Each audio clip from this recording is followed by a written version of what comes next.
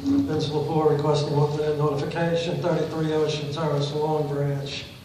On the introduction of ordinances 19-16, vacating the master place, and ordinance 21-16 on the transfer of Block 222, Lot 1. Let's hope that $10 billion Kushner development can pick up the legal fees for the transfer, as is customary on a vacating of a roadway. I hope you've considered this, council. He can well afford it. Not that I'm so inclined to give him city property for anything, knowing he's going to be in line for tax abatements and probably a pilot. Which reminds us of the recent groundbreaking of Beachfront South. Word on the shore, and I'm quoting, Mayor Adam Schneider said the project is the beginning of the development of Beachfront South redevelopment zone. End quote. Yeah, right. 20 years too late. We missed the largest real estate expansion in over 100 years in this country during the mid-2000s because of the way we went about the redevelopment in this city, with the threat of condemnation and eminent domain, and denying the ability of those property owners in Beachfront South and elsewhere in these illegal redevelopment zones to develop their own properties. And then just come up discussing ordinances last week, 2 weeks ago, excuse me, to go back to infill, the very thing we spent 20 years in this city fighting to get, but the city didn't want. Then, on NJ.com, during that groundbreaking, Lieutenant Governor Kim Guadango speaks, quote, I watched the battle and the hard decisions by the mayor and the council about where they wanted this city to be in the future. Guadango continues, tough decisions being made, tough promises being made, and then today, one of those promises being kept. Yeah, right again, Guadango. The mayor became the national poster of eminent domain abuse. He also became the national poster of pay to play.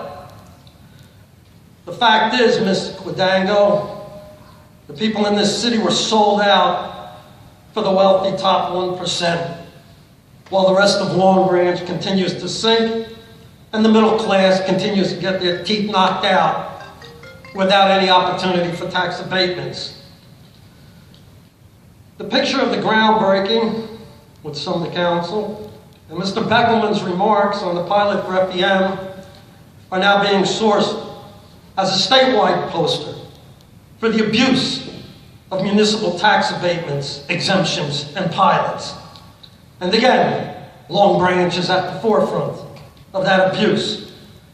The abuse to use these abatements, exemptions, and pilots for high-end luxury development on prime real estate. The Schneider team and the 1%, perfect together, at the expense of the city declining into a fourth world status. And yes, Lieutenant Governor Kim Guadango, you want to see those hard decisions? Go down Ocean Boulevard from Beachfront South and go into Lower Broadway and the surrounding neighborhoods. And you tell me that's a success. It's a complete failure.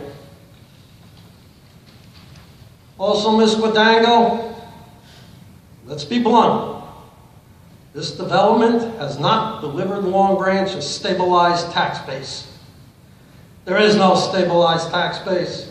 Ms. Guadango, if you go about this city Before you have 1 minute. and hear the complaints from the people throughout about their tax increases, separate and apart from a reval under investigation, the last budget passed by this city was a vaudeville act. A joke.